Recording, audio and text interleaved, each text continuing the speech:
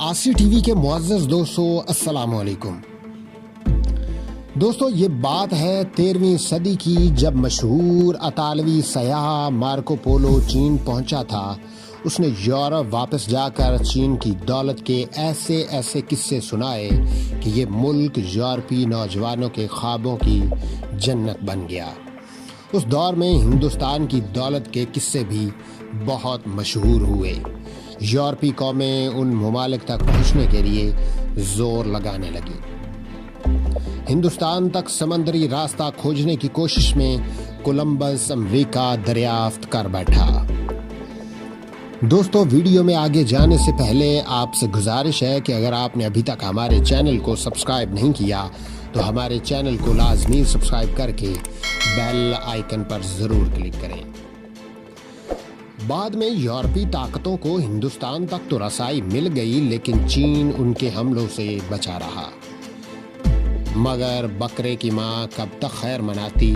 चीन पर हमले भी हुए, बगावतें भी हुई, लेकिन फिर चीन में एक लॉन्ग मार्च हुआ जिसने चीन ही की नहीं दुनिया की तारीख बदल डाली। एक अफ्यून ज़दा चीन अपनों से लड़ता भिड़ता चीन आलमी ताकत कैसे बना।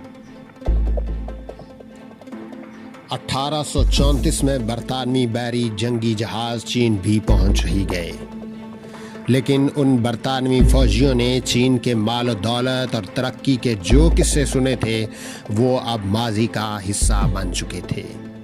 19वीं सदी का चीन आलमी ताकत था, ना ही दुनिया में कोई उसकी सुनता था। ज़्यादातर चीनी बाशिंदे अफ्यून के नशे में धुत थे और कौम के संजीदा लोग उनकी हालत ज़ार देखकर और अपनी अज़मत रफ्ता को याद करके आंसू बहाते थे। ये एक तलख हकीकत है कि जब कोई कौम ज़वाल का शिकार हो तो वो हाल के चैलेंजेस का मुकाबला करने की बजाय माजी के किस्से सुनाने में ज़्यादा खुशी महसूस करती है। इन हालात में जब बरतानवी बहरी बेड़ा चीन पहुंचा तो बरतानवी तिजारती अफसर लॉर्ड विलियम जॉन नेपियर ने चीनी हुकूमत से तिजारती मुआहदे के लिए दबाव डाला। इससे पहले चीन बाकी दुनिया से राबतों से गुरेज करता था, क्योंकि चीन को अपनी सकाफत और तारीख पर बहुत मान था। चीनी समझते थे कि सारी दुनिया के लोग गैर महज़्ज़ब और वहशी हैं और सारी तहजीब और तरक्की सिर्फ चीन ने की है, और अगर बाकी दुनिया में कोई तरक्की है भी तो वो चीनियों की ही सिखाई हुई है। लेकिन 1834 का चीन इतना कमज़ोर हो चुका था कि वो गैर मुल्की वहशियों का रास्ता नहीं रोक सकता था। चीनी हुकाम ने लॉर्ड नेपियर से मुलाकात से इनकार कर दिया तो बरतानवी बहरी जहाज़ों ने 2 चीनी किलों पर बमबारी शुरू कर दी। अगर लॉर्ड नेपियर के इंतकाल की वजह से ये मामला आगे ना बढ़ सका, लेकिन चीन का साहिली शहर कैंटन बरतानवी तिजारत की आमाजगाह बन गया। इस दौर में अफ्यून की तिजारत इंतहाई मुनाफा बख्श कारोबार था और चीन में उसकी बहुत बड़ी मार्केट मौजूद थी। 19वीं सदी में तो चीनियों ने इतनी अफ्यून इस्तेमाल की कि इस सदी को चीन के लिए सेंचुरी ऑफ शेम या जिल्लत की सदी कहा जाता है। चीन में अफ्यून की तिजारत पर पाबंदी थी। अफ्यून बेचने और नशा करने वाले दोनों के लिए मौत की सज़ा मुकर्रर थी। अब अंग्रेज़ों ने अफ्यून की तिजारत शुरू की तो चीनी हुकूमत सख्त परेशान हो गई और उसने बरतानिया को सबक सिखाने का फैसला कर लिया।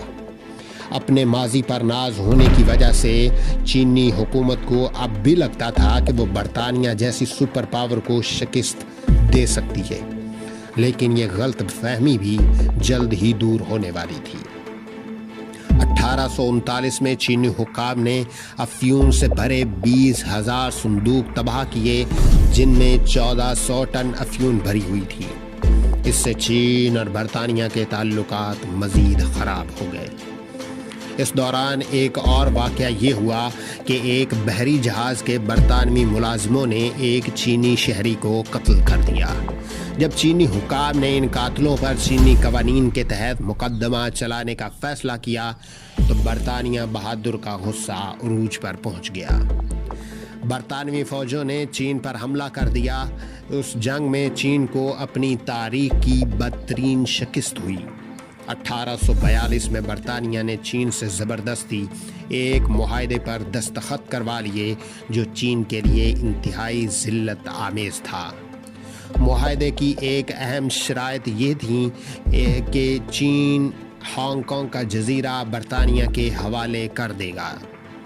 दूसरी शर्त ये थी कि मज़ीद 5 चीनी बंदरगाहों को बरतानिया से तिजारत के लिए खोल दिया जाएगा। तीसरी शर्त ये थी कि चीन में आने वाले तमाम बरतानवी सामान पर टैक्स कम से कम होगा। और चौथी शर्त ये थी कि बरतानिया को चीन में अपना सफारत खाना खोलने की इजाज़त होगी। पांचवा मुआहदा ये था कि ये मुआहदा अंग्रेज़ी और चीनी दोनों ज़ुबानों में लिखा जाएगा, लेकिन अंग्रेज़ी ज़ुबान वाले मतन को चीनी ज़ुबान पर फ़ौक़ियत दी जाएगी। बरतानिया के हाथों शिकस्त और ज़िल्लत आमेज़ मुआहदे ने सारे चीन को हिला कर रख दिया। वो चीनी कौम जिसने दुनिया को जंगी हिकमत अमली सिखाई, दुनिया को बारूद से मुतारिफ़ करवाया, बंदूकें और तोपें बनाना सिखाया, जिसने बारूदी सुरंगों की शुरुआत की, जिसने रॉकेट लॉन्चर और मशीन गन्स का तसव्वुर दिया, वो कौम अपने से सैकड़ों गुना छोटे से मुल्क से हार गई। ये बात किसी चीनी के वहमो गुमान में भी ना थी।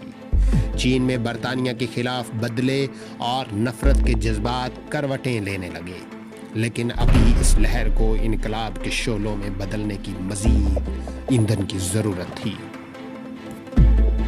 और ये ईंधन भी गैर मुल्की ताकतों ने मुहैया किया। दोस्तों, इसी सिलसिले के साथ दूसरी किस्त देखने के लिए हमारे चैनल को लाजमी सब्सक्राइब करके बेल आइकन पर ज़रूर क्लिक करें।